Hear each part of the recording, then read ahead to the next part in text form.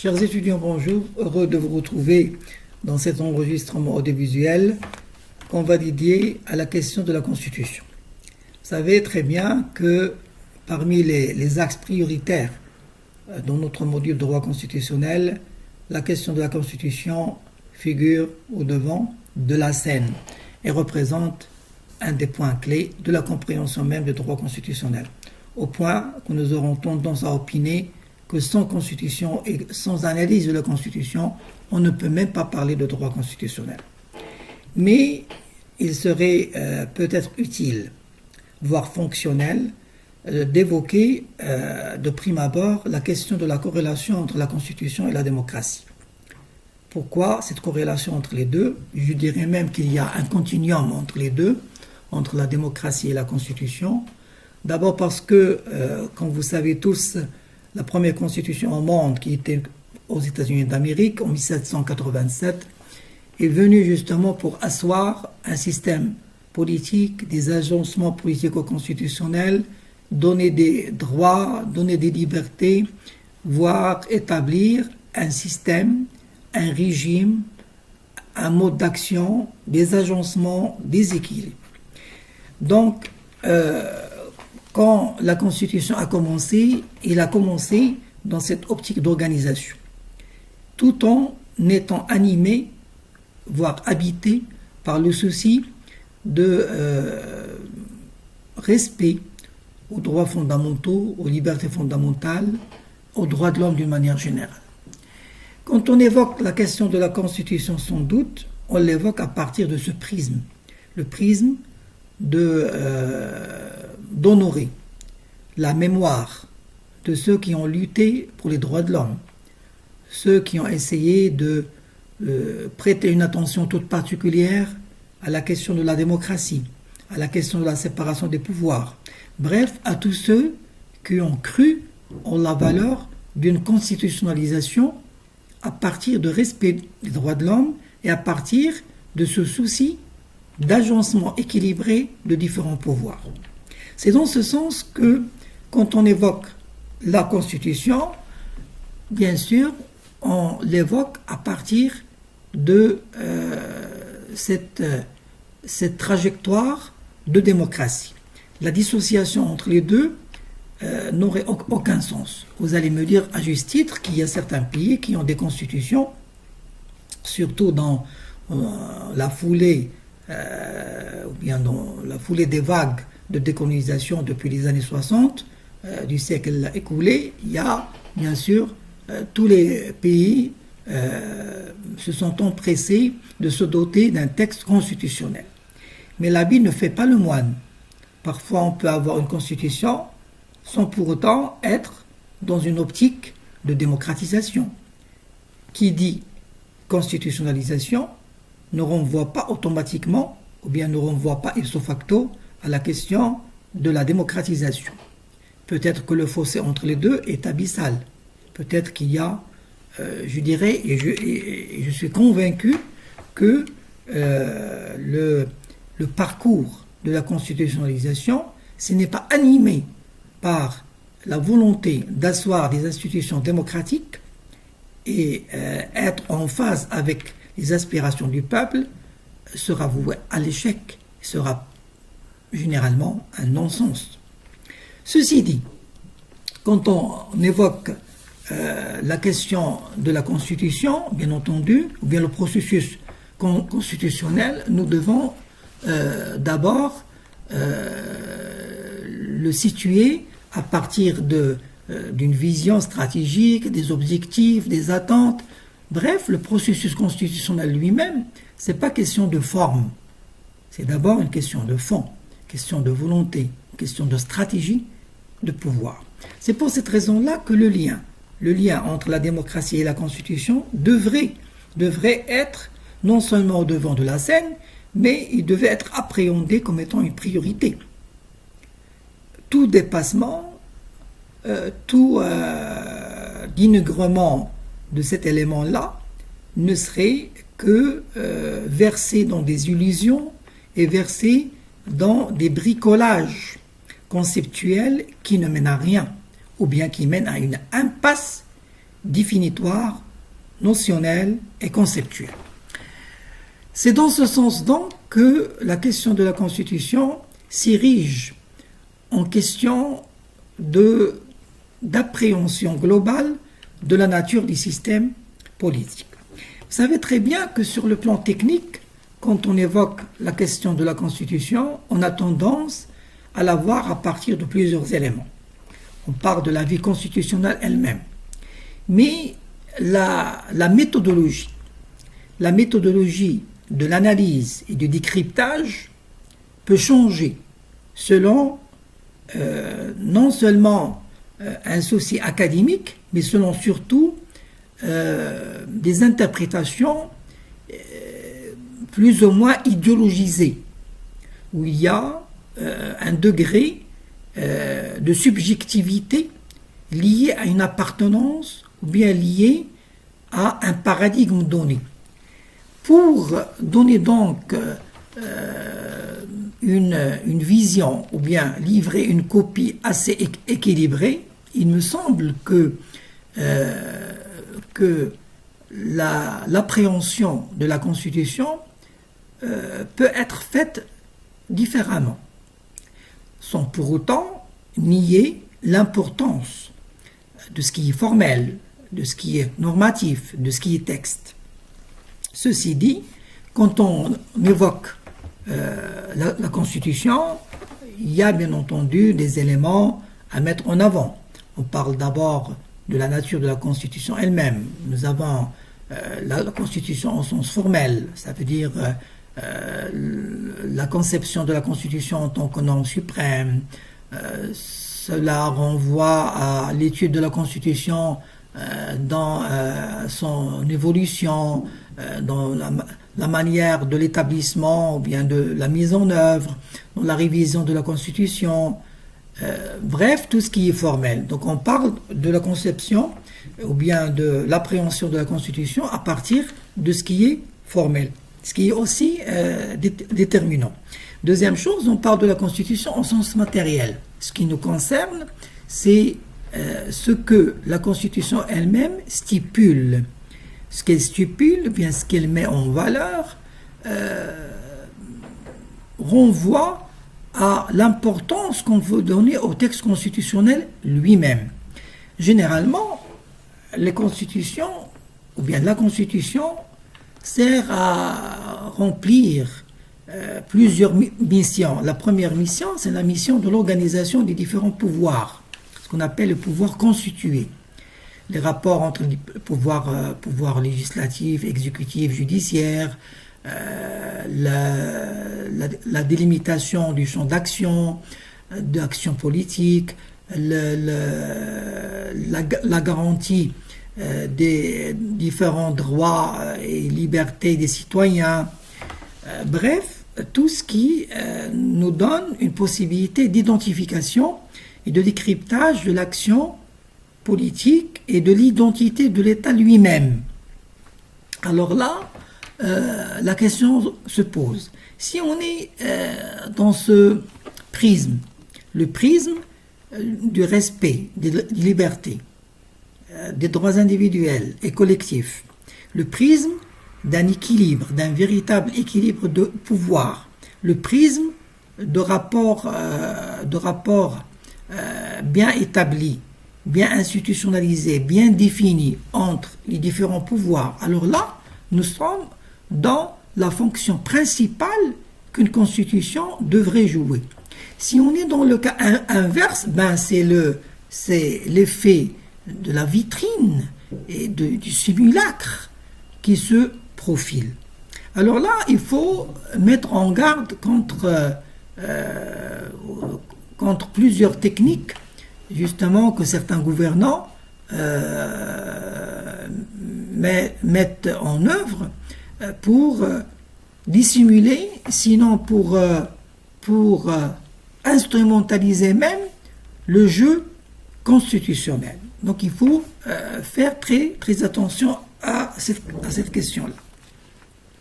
Vous savez très bien que quand l'humanité, je dirais, a commencé par la mise en œuvre de textes constitutionnelle, en bonne et due forme, ça a commencé en 1787 avec les États-Unis d'Amérique. Puis après les Américains, il y avait d'autres expériences des années après, en France, en Europe, d'une manière générale, etc. Sans parler, bien sûr, de la dernière grande vague de constitutionnalisme, après les décolonisations, une série de décolonisations, surtout dans le monde arabe, en Afrique, etc. Mais quand on parle aussi d'un texte ou bien d'un support, on le met entre guillemets, d'un support constitutionnel, on ne doit pas laisser échapper de vue le fait que quand on a une constitution, il faut avoir d'abord des objectifs. Il faut avoir je dirais même, des aspirations à être en phase avec les attentes de nos sociétés. Dans le cas contraire, bien entendu, nous allons nous retrouver face à une spirale et face à une impasse organisationnelle, institutionnelle et sociétale. C'est en prenant en considération ces éléments-là, ou bien ces prérequis-là, qu'on a mis en évidence et qu'on met l'accent aussi sur la valeur de la démocratie dans la mise en œuvre de tout processus constitutionnel. Vous savez très bien que quand on évoque aussi la question de la Constitution, il y a une problématique qui se profile. La problématique de l'élaboration ou bien l'établissement du texte constitutionnel. J'aimerais ouvrir une petite parenthèse, si vous voulez, avant de me livrer ou bien de se focaliser sur cet élément de l'établissement de textes constitutionnels. Quand on parle de la Constitution, bien sûr, il y a les deux grandes définitions qu'on donne, définition en sens matériel et définition en sens formel. Quand on dit avoir une constitution, cela ne veut pas dire que nous sommes d'abord animés par le souci formel. On peut avoir une constitution dans sa matérialité, c'est-à-dire au sens matériel, sans pour autant avoir la forme d'une constitution. Un texte appelé constitution. Je fais allusion ici, bien sûr, à la Grande-Bretagne. La Grande-Bretagne, qui n'a pas de texte appelé constitution, mais qui a une pratique constitutionnelle. Il a une constitution qu'on appelle la constitution coutumière. Depuis 1215, ils ont commencé justement à gravir, si vous voulez, les échelons de l'identification constitutionnelle matérielle. C'est vrai que la monnaie courante dans le monde, c'est la constitution au sens formel. Parfois ça se rejoint, ça veut dire il y a ce qui est formel et ce qui est matériel, mais cela ne veut aucunement pas dire que c'est la forme qui doit dominer. Vous savez que la question de la Constitution, qui nous renvoie directement à l'élaboration du texte lui-même, bien entendu, nous interpelle à plus d'un titre. Pourquoi l'élaboration du texte constitutionnel ou bien de la loi fondamentale de l'État est considérée comme étant incontournable dans la compréhension de l'élan qu'un système ou bien qu'un régime veut donner au processus lui-même. Parce que quand on élabore ou bien quand on établit une constitution, selon des mécanismes donnés ou bien selon des approches bien ciblées, on a tendance à voir ou bien à prendre en considération les différents rapports de force, les différentes tribulations, les acteurs dominants et les acteurs sous-représentés. On a tendance aussi à mettre en avant les risques de dysfonctionnement et les éventualités de dérapage sur le plan politique. Bref, nous avons à mettre en avant plusieurs déterminants avant la mise en œuvre et la mise en chantier du processus constitutionnel lui-même. Mais généralement, nous avons, dans l'analyse classique du droit constitutionnel, nous avons trois grandes approches de recourir à l'élaboration et à l'établissement du texte ou bien du support constitutionnel. Il y a ce qu'on appelle la méthode ou bien les méthodes autoritaires qui se désintéressent de manière presque frontale et de tout ce qui est lié au peuple, de la volonté du peuple. Donc le peuple généralement est dissocié de toute action et de toute implication dans le processus constitutionnel. Alors là, nous avons des exemples du monde arabe, de l'Afrique,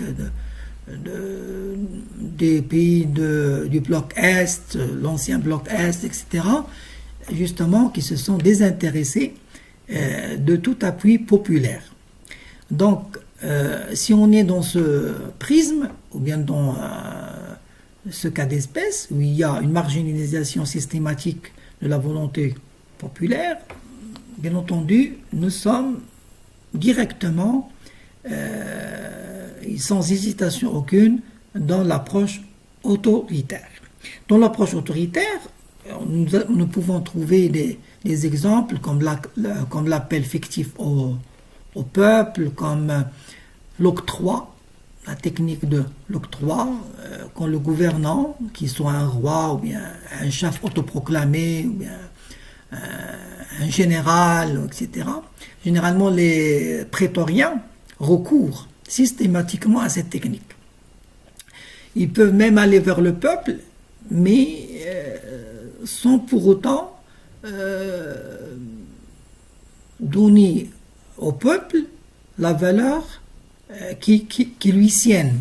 Ils utilisent ou bien ils recourent au peuple juste pour une vitrine, pour le simulacre, pour faire semblant qu'il y a quand même recours au peuple. Alors là, nous sommes toujours dans la logique autoritaire. Il y a la deuxième grande logique, ou bien la deuxième grande tendance, c'est la tendance démocratique. Dans la tendance démocratique, on parle du pouvoir originaire constituant qui essaie d'impliquer le peuple. Alors là, nous pouvons être soit dans l'Assemblée constituante, ce qu'on appelle, comme abréviation, on parle de la constituante, ou bien on peut être aussi dans l'élaboration par le gouvernement d'un texte constitutionnel à condition que le gouvernement soit dûment investi et sa mouture passe directement à l'aval et au référendum populaire une fois terminé. Alors là, le peuple est présent d'abord dans la mise en place du gouvernement lui-même, ensuite dans l'approbation du texte constitutionnel. Si on est dans cet ordre, dans cet agencement, on peut dire que la démocratie est déterminante dans l'élaboration et dans l'établissement du texte constitutionnel. Si on est dans l'autre cas, ça veut dire que le peuple est marginalisé d'une manière ou d'une autre. Il n'y a pas, bien entendu, de volonté d'asseoir un lien direct ni corrélationnel entre la démocratie et la Constitution. Il y a parfois ce qu'on appelle les approches mixtes. Ça veut dire il y a le recours plus ou moins unilatéral dans la conception de la Constitution, mais une fois l'élaboration et et la confection du texte constitutionnel faite, on recourt à l'approbation du peuple. Alors là, il y a une petite parenthèse à ouvrir. Certains disent que s'il y a monopole de l'élaboration du texte constitutionnel, on pourrait dire que la Constitution elle-même est octroyée. L'octroi de la Constitution ne peut se définir comme tel que si on est dans un contexte où il y a une marginalisation systématique du peuple. Mais si le peuple est présent et la voix du peuple est déterminante dans l'approbation du texte, alors là on ne peut pas parler de constitution octroyée. On est dans un mécanisme mixte où il y a de l'unilatéralisme dans la conception, mais il y a association dans la mise en œuvre. Alors là, il faut faire très attention pour ne pas être dans une vision plus ou moins dogmatique de la conception constitutionnelle. La même chose aussi au niveau de la révision du texte constitutionnel, ce qu'on appelle le pouvoir dérivé. La question du processus constitutionnel nous mène aussi à parler de la protection de la Constitution. Vous savez très bien que la question de la justice constitutionnelle occupe une place de choix dans la valorisation du texte constitutionnel lui-même. D'abord, quand on parle de la justice constitutionnelle, la notion de la justice constitutionnelle a commencé, si vous voulez, dès le début du 19e siècle aux États-Unis d'Amérique. Donc il y a 2 siècles. Il y a plus de 10 siècles. En Europe, ils ont commencé à parler d'une justice constitutionnelle en bonne et due forme vers 1920. Mais depuis, la question du contrôle de la constitutionnalité des lois a commencé à s'imposer comme garde-fou, comme une forme de valorisation de la loi, comme au milieu de la Constitution, et comme une manière de concevoir la question constitutionnelle. Bien entendu, nous n'avons pas les mêmes techniques. On parle bien sûr d'un contrôle politique ou bien d'un contrôle juridictionnel. On parle de contrôle par voie d'action ou bien par voie d'exception, de manière concrète ou bien de manière abstraite, de manière confuse et diffuse ou bien de manière concentrée. Bref, il y a différentes techniques. Mais ce qui compte dans le contrôle de constitutionnalité, c'est jusqu'à quel point il y a une volonté de donner raison d'espérer à ceux qui voient que la Constitution elle-même ne peut être qu'une garantie, une assurance politique pour les citoyens, pour les libertés, pour la démocratie elle-même. Alors là, il y a, bien entendu, il y a une mode, si j'ose dire, une mode d'interaction avec la volonté du peuple, et on a commencé depuis quelques années à mettre en avant la volonté des citoyens justement dans le contrôle de constitutionnalité, au point que certains régimes ont introduit la possibilité de recours et de saisine à partir de cas bien particuliers et bien définis. Je ne souhaite pas clôturer cet enregistrement sans ouvrir 2 petites parenthèses. La première concerne la valeur de la Constitution elle-même et la deuxième concerne le système politique marocain. Je commencerai par la première. La Constitution, comme vous savez, ou bien la loi fondamentale, est déterminante dans l'analyse de la nature de chaque système politique. on ne peut pas comprendre la nature d'un système en négligeant ce qui forme le socle de son identité juridique et de son identité politique. C'est pour cette raison-là que l'étude et l'analyse du texte lui-même peut se révéler d'une importance centrale parce qu'il nous donne une idée sur l'architecture et les différents agencements de pouvoir dans ce système. Donc, il n'est pas anodin justement de négliger le texte, de ne pas négliger le texte. Il faut que le texte soit mis ou bien soit appréhendé à sa juste valeur. Cela ne veut pas dire que le texte est intéressant en tant que tel.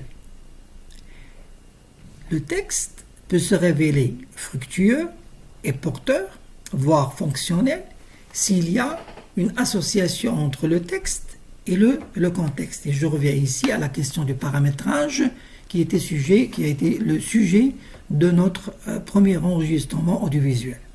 Il faut justement que l'association entre le signifiant et le signifié soit toujours prise en considération. Certains régimes, comme vous savez, ont des textes, ils ont des constitutions. Mais ces constitutions-là ne représentent que la façade et la vitrine de leur société. Une petite vitrine, une lucarne, qui ne signifie rien du tout une fois confrontée à la pratique elle-même. Donc il faut une association, une connexion entre le texte et le contexte. L'application, les limites, le contenu, le contenant. Nous sommes donc animés par ce souci d'adéquation entre les deux. C'est pour cette raison-là que, et je ne dirai jamais assez, que la Constitution doit être la traduction textuelle de principes démocratiques. Sinon, il sera juste une forme de peine perdue qui ne signifie qu'un recours au simulacre et au camouflage, sinon au saupoudrage.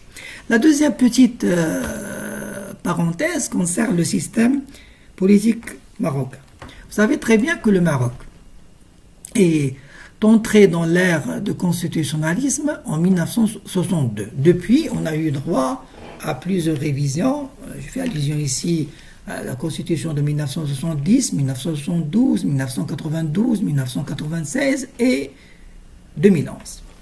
Et le fait d'avoir plusieurs révisions ne signifie pas qu'il y avait je dirais un amalgame dans la conception de la vie constitutionnelle elle-même, mais peut-être qu'elle traduit la dynamique et l'élan de la dynamique politique au Maroc.